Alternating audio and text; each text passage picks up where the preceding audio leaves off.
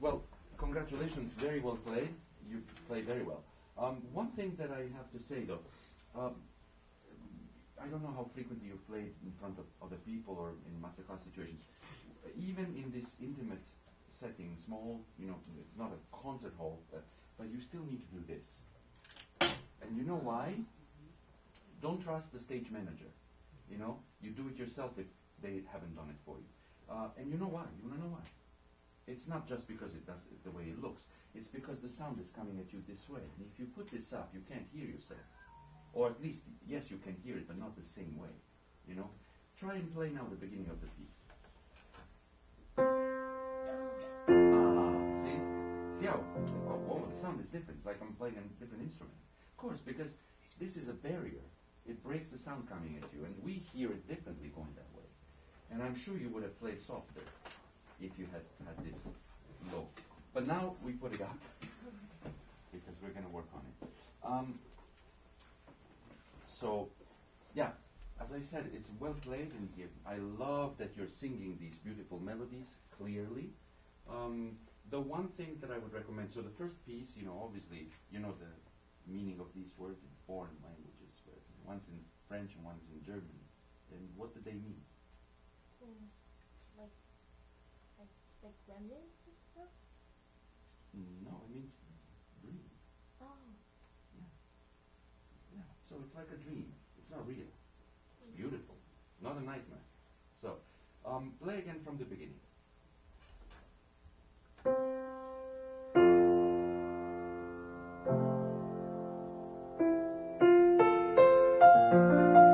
Okay. Now play again from the beginning. Try hear your melody sound. And now don't play the notes all the same. Start piano and crescendo. That's better. Now let me show you something. Can I take your place for a second? Thank you. If you start a little bit softer. Then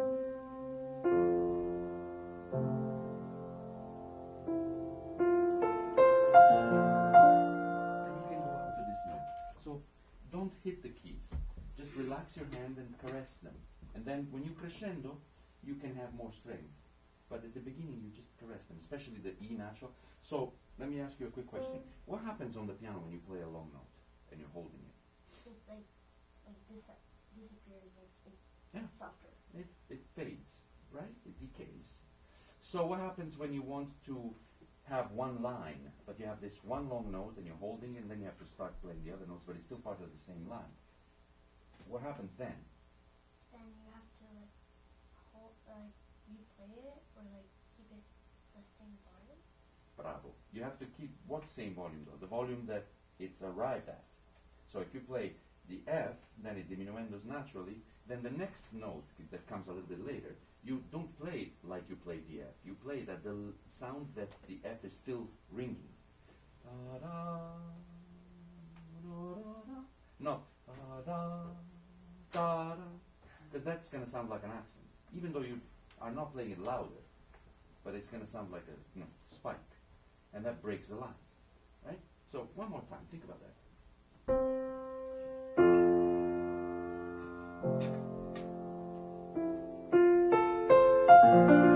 Beautiful. Same thing now.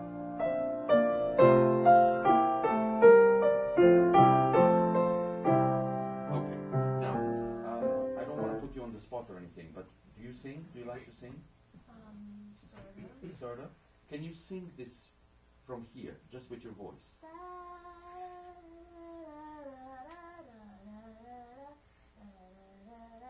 Okay. So you see, you took a little breath here, but now can you do the legato the way it's written with your voice? No, that's not it.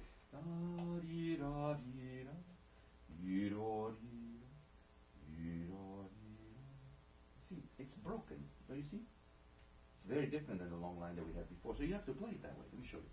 And then when the slur is ending, you need a diminuendo, and it's even written diminuendo. But even if it weren't written, still it would be implied.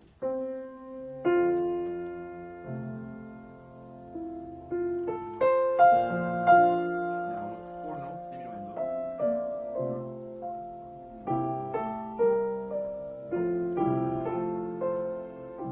So it's not that. Just doesn't go like that. You have to finish. And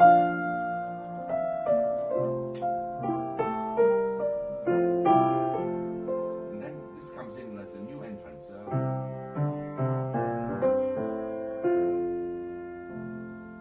piano, crescendo,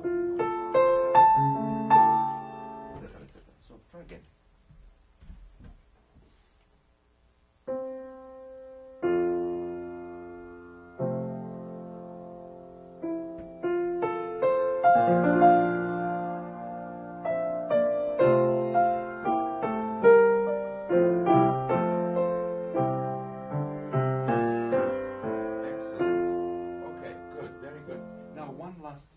About this beginning. When you come in with the arpeggio in the left hand, can you just play the left hand there for the arpeggio? Yeah. Can you play softer? Much softer left hand. Yeah. So you see, then we can hear this. This is where we are going. So focus on that. Just very, I use one word to describe that type of sound: liquid, not solid. Liquid. Okay. It's like you're splashing a little bit of drops of water. Not a bucket, just drops. Okay? So one last time from the beginning.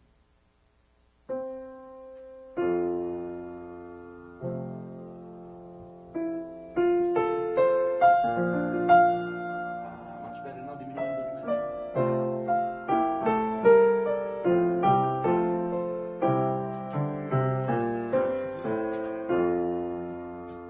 Same thing with this arpeggio.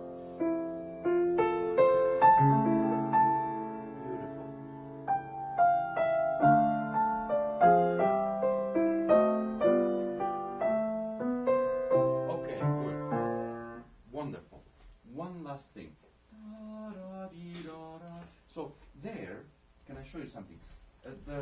Now we've reached the highest note. So this needs to be very expressive, and you did it. But then from here we come down. But we come down not like this and then up again and then down. It's one motion. So from here, it doesn't matter that the line goes up and down, like up, down, up. It doesn't matter. There's only one diminuendo. So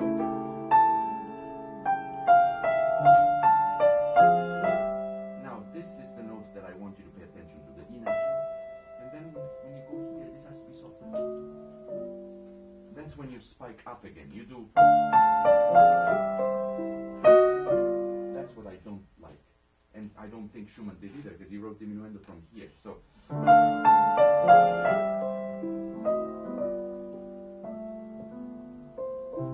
and then begins again.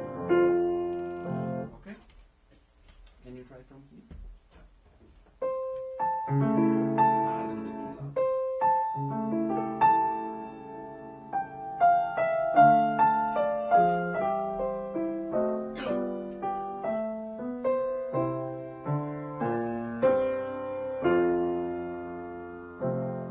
Same thing.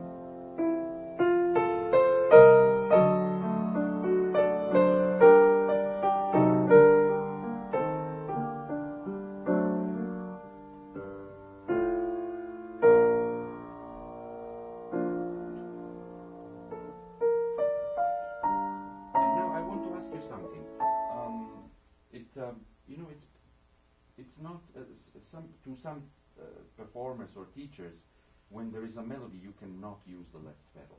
But if it's pianissimo and you are still able to produce a good singing tone, I think the left pedal in a case like this can be used. Just because you will pay attention to the melody, make sure that we don't lose it and that it still is rich. But you can do that with your touch. But the left hand gives it a darker color, not darker in the sense of scary, just more intimate, more really whispered, sort of. And it helps with your left hand too, to keep it softer. And to change the quality of sound. It's almost like a change of the lights. Maybe when you're seeing like a movie or something, and the lights change slightly. When it's either from daylight to evening light, or if it's like spotlights to maybe candles or something like that. So just imagine a different dimmer lights, more intimate, still very warm, but it needs to be softer and it needs to be a little bit less, you know, harsh. Okay, and particularly here that there is pianissimo and also at the very end. Okay, so you need to be careful not to abuse or to overuse the left pedal, but the left pedal is an important tool. Have you ever used it? Like once or twice. In your life? Yes. All right. So it's something to explore, you know, something to consider. It goes with you have to have the ability of not making the sound die when you use the left pedal. But I'm sure you can do that. Can you do from here and then put the left foot when you get here? Prepare it. Put the foot on the pedal. Yeah. Now push it. Lift it.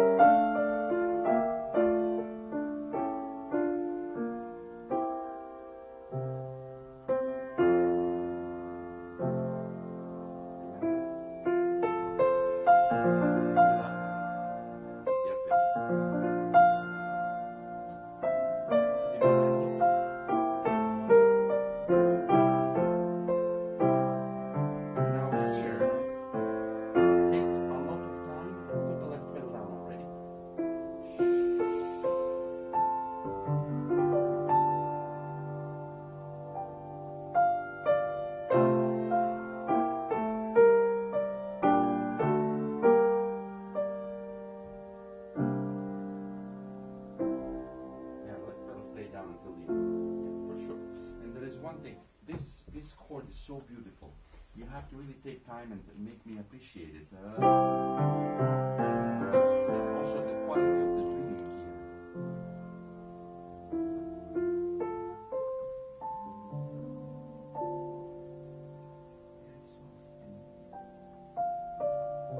Very sweet.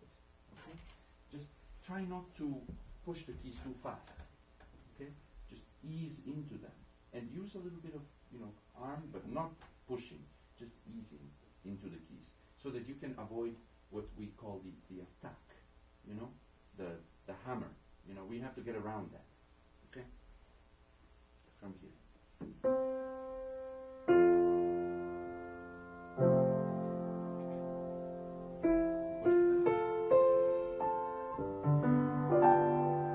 Yeah, you see, I don't like this. It's too loud. Yeah. You know, you have to sneak that in. It has to sneak in. You don't want to pound it. Okay? One more time, one last time.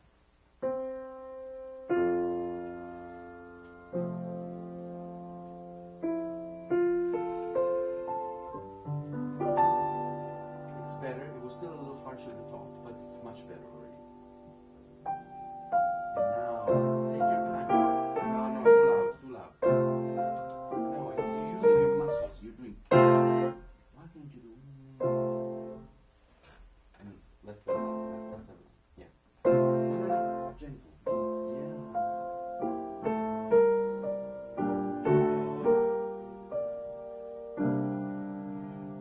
Relax and open your elbows as you play. Yeah, I see. When you open your elbows, let me show you something.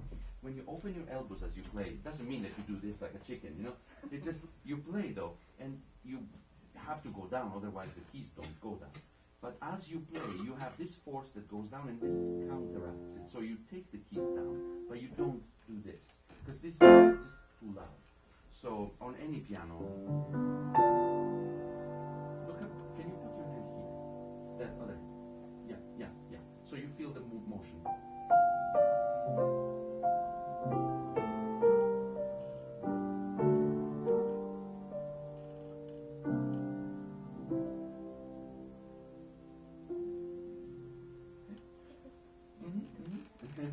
Yeah, it moves. It's not. It cannot be like in a cast. It's a very important tool. It's like we have to sort of. You have to think almost like when you see a violinist play. At the end of the bow, it's lighter, and then at the beginning of it is the elbow is down and the sound is richer. So this motion, it's different at the piano, but. Okay. Yeah. Well, I mean, we don't have to cover everything. It's just for the second piece, I just wanted to say that you have to be careful because this is a very difficult one. It's so long. The line is so long, And the risk is that, you know, you play like this break. That's the risk. I mean, so you have to try to keep this soft. It's very difficult.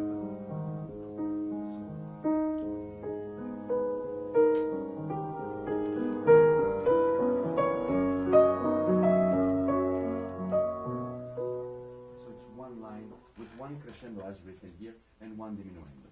And so to do that, you have to really make sure this is soft and it doesn't bump. And then the other one is to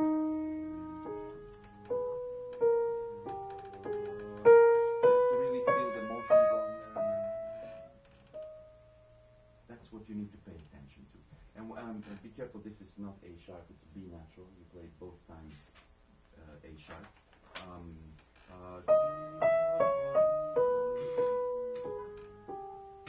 Okay, so correct that note. I circled it for you. And that's basically, you know, what you need to do. But we don't have time to really go into details for this one, but we covered the other one pretty well. Okay, thank you so much.